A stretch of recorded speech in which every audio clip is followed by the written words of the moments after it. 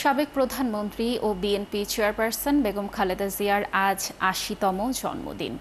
অবিভক্ত বাংলায় ১৯৪৫ সালের এই দিনে দিনাজপুরে একটি সম্ভ্রান্ত পরিবারে জন্মগ্রহণ করেন তিনি। ১৯৮১ সালে রাষ্ট্রপতি জিয়াউর রহমান শহীদ হওয়ার পর রাজনৈতিক অস্থিরতার মধ্যে গৃহবধূ থেকে নেমে আসেন রাজনীতির মাঠে। বিস্তারিত জানাচ্ছেন শফিকুল হক।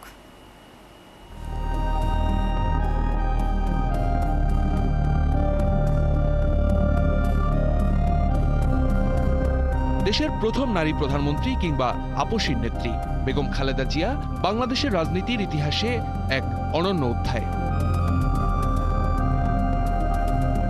ছিলেন শহীদ রাষ্ট্রপতি জিয়াউর রহমানের সহধর্মিণী। ১৯৮১ সালে স্বামী হারানোর পর সময়ের প্রয়োজনে এসে দাঁড়ান রাজনীতির মাঠে।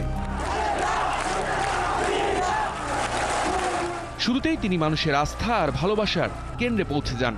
কিছুদিন পরেই শুরু হয় স্বৈরাচার বিরোধী আন্দোলন।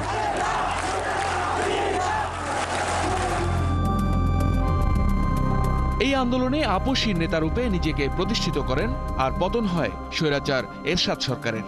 এরপর ১৯৯১ নির্বাচনে বিপুল ভোটের মাধ্যমে প্রধানমন্ত্রীর দায়িত্ব গ্রহণ করেন বেগম খালেদা জিয়া। তিনবারের প্রধানমন্ত্রী, দুবারের জাতীয় সংসদে বিরোধী দলীয় নেতা, রাজপথের অদম্য সংগ্রামী, বাংলাদেশের গণতান্ত্রিক আন্দোলনের এক অনন্য প্রতীক এবং দেশের প্রথম নারী প্রধানমন্ত্রী বেগম খালেদা জিয়া। পালিয়ে যাওয়া স্বৈরাচার হাসিনার সময় অসুস্থ শরীরে মিথ্যে মামলায় কারাগারে থাকতে হয়েছে অনেক দিন। এখানেও তিনি আপসহীন। দীর্ঘ রাজনীতির জীবনে সমর্থকরা তাকে গণতন্ত্রের মা বলেই শ্রদ্ধা জানান। সবকিছু মিলিয়ে দেশের গণতান্ত্রিক রাজনৈতিক ইতিহাসে তিনি আপসহীন আইকন।